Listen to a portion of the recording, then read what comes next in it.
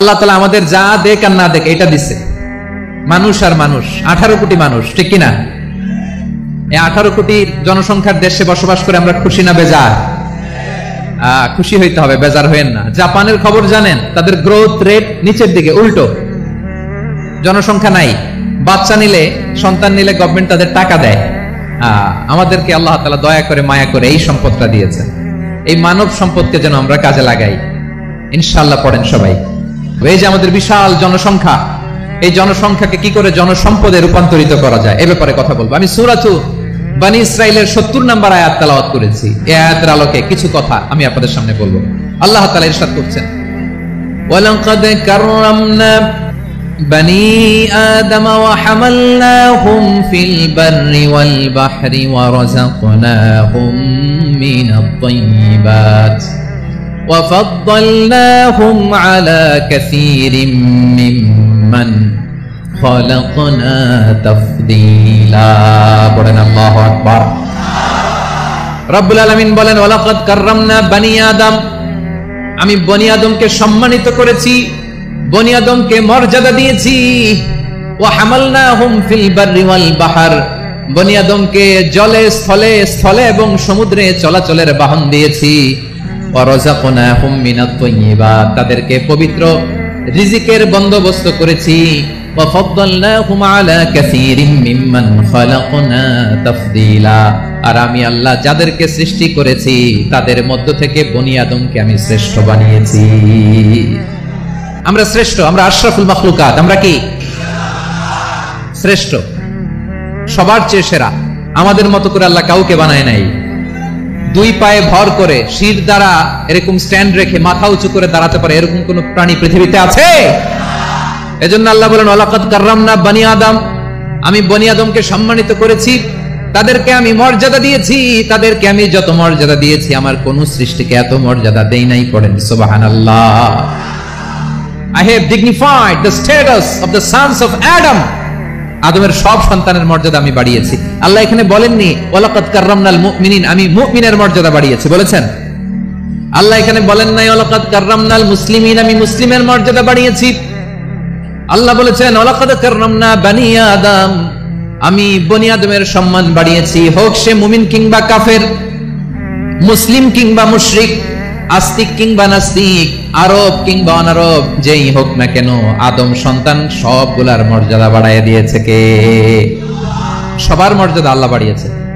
মানুষ হিসেবে মর্যাদা। বিশ্বনবী সাল্লাল্লাহু আলাইহি ওয়াসাল্লাম ইহুদির লাশ দেখে দাঁড়িয়ে গেলেন। কার লাশ? ইহুদির লাশ দেখে দাঁড়ায় গেলেন। সাহাবারা বললেন, ইয়া রাসূলুল্লাহ, আপনি দাঁড়ালেন যে, এটা তো ইহুদির লাশ। বিশ্বনবী বললেন, আওয়ালাইসাত নাফসান, এটা কি মানুষ নয়? এটা হোক ইহুদি হোক খ্রিস্টান, এটা তো মানুষ। আমি মানুষ দেখে দাঁড়িয়েছি। I salute the humanity, আমি মানবতাকে সম্মান করেছি। পড়েন সুবহানাল্লাহ। তাহলে এই জমিনে মানুষের মর্যাদা বেশি, হোক আস্তিক হোক নাস্তিক, হোক মুমিন কিংবা কাফের। আদমের সন্তান হলে, মানুষ হলেই তার মর্যাদা বাড়িয়েছে কে? মানুষের মর্যাদা আল্লাহ এত বাড়িয়েছেন, মানুষ জীবিত থাকলেও যেমনি মর্যাদাবান, মরে গেলেও মর্যাদাবান। সুবহানাল্লাহ পড়েন। মানুষ মরে গেলে এই ডেড বডিটা কি হয়? পচে যায়, গলে যায়, মাটির সাথে মিশে যায়। তাই বলে আপনি ডেড বডির সাথে যাচ্ছে তাই করতে পারবেন না। পারবেন? কেউ যদি অন্যায় করে তাকে যদি আপনি শাস্তির আওতায় আনেন, যা মনে চায় করতে পারবেন না। তারা আগুন দিয়ে পোড়াতে পারবেন না, নাক কাটতে পারবেন না, কান কাটতে পারবেন না, অঙ্গ বিকৃতি করতে পারবেন না। কারণ মানব জাতির মর্যাদা স্বয়ং দিয়েছে কে? ডেড বডি পচে যাবে, গলে যাবে। তারপরে ইসলাম বলে, না খবরদার, এই মরা লাশটারও একটা মর্যাদা আছে না নাই? ইসলাম বলে এই লাশটা গলে যাবে, পচে যাবে, কিন্তু এটার অমর্যাদা করো না। কর্পূর দিয়ে, খেজুর পাতা দিয়ে, এটাকে ওয়ার্ম ওয়াটার দিয়ে, গরম পানি দিয়ে ধৌত করো। সাদা শুভ্র ধবধবে কাপড় দিয়ে লাশটাকে তুমি কভার করো। তারপরে খাটিয়ার মধ্যে লাশটাকে রেখে বিশাল একটা প্রোগ্রাম করো, একটা ফিউনারাল প্রোগ্রাম করো। ওই প্রোগ্রামের ডানে বায়ে পেছনে লাশটারে রাখলে হবে না, প্রোগ্রামের একেবারে সামনটাতে তুমি লাশটাকে রাখো। সুবহানাল্লাহ।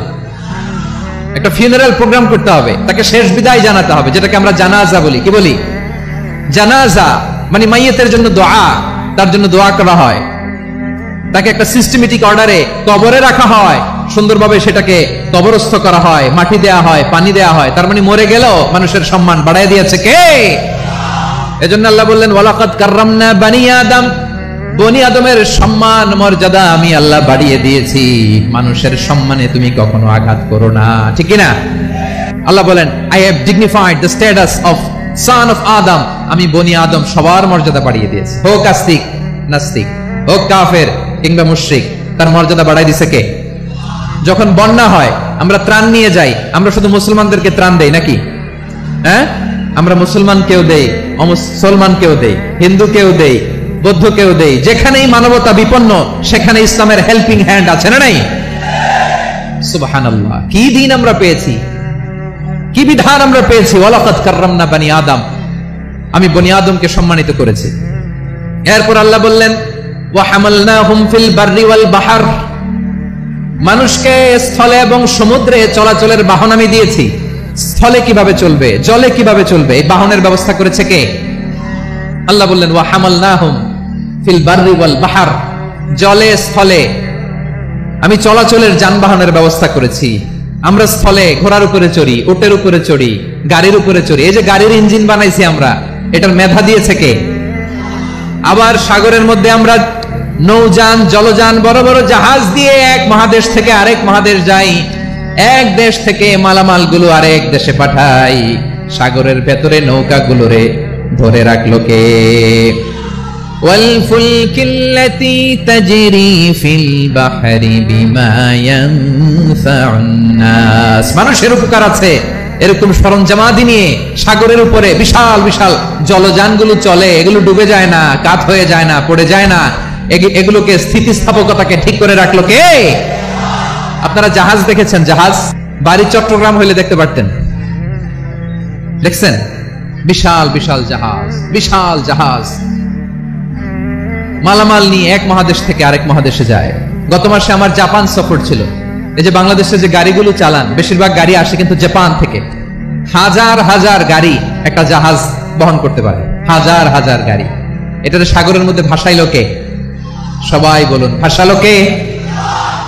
হাজার হাজার গাড়ি নিয়ে জাপানিজ গাড়িগুলো আমাদের চট্টগ্রামের এয়ারপোর্টের বন্দরে ভিড়ে।